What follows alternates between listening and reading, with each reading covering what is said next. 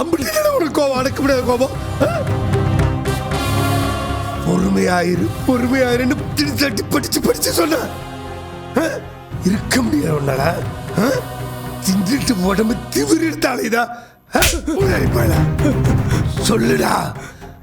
அவர் என் அண்ணன்டா, உன் பெரியப்பா. அத மறந்துட்டியா நீனு? சும்மாவே பாண்டியன் குடும்பம் தலகால் புரியாம ஆடுவானோ? இப்படி ஒரு வேலையை பண்ணி வச்சிருக்க. அவன் புண்ணி எப்பறம் தலை முடிஞ்சு நிக்க முடியும்? அவன் புண்ணி நான் தலை முடிஞ்சு நிக்கணும். இதான் வாசையா? அந்த குடும்பத்தில் இருக்கல என்ன கேவலமா பேச இதான் வாசையா?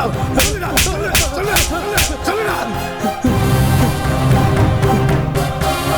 அவன் பசங்க கையில மட்டும் நீ கிடைச்சன்னு வச்சுக்க, உரிச்சு எடுத்துருவானோ தெரியல. ஏற்கனவே எல்லா பசங்களும் மேல காண்டில் அலைஞ்சிட்டு இருக்கானோ, ஏதாவது காரணம் கிடைக்குமான்னு. இது மட்டும் கிடைச்சதுன்னு வச்சுக்க, கஞ்சிதான்டா. தெரியாம பண்ணிட்டேன்ப்பா. போலீஸ் வந்ததை நான் பார்த்தப்பா. பெரியப்பாவை அவங்க பார்த்தாங்களா? பார்க்காம போலீஸ் வந்து வேற என்ன பண்ணுவாங்க? பார்க்க முடியல வாங்கிட்டாங்கடே.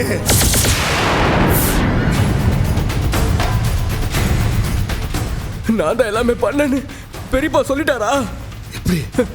எப்படி சொல்லாம இருப்பாரு? பக்கத்துல தான் கதிர் இருந்தால நடந்த உண்மையெல்லாம் தெரியல, எல்லா உண்மையும் சொல்லிட்டாரு.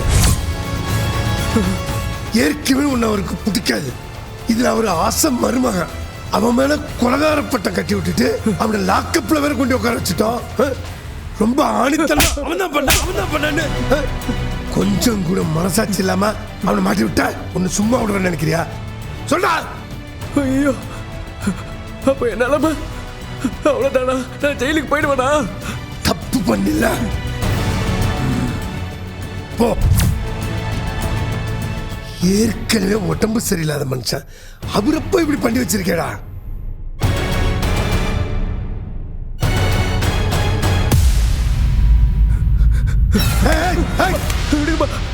எங்க போற?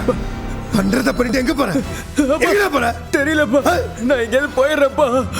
என்னால ஜெயிலெல்லாம் போய் உட்கார முடியாதுப்பா.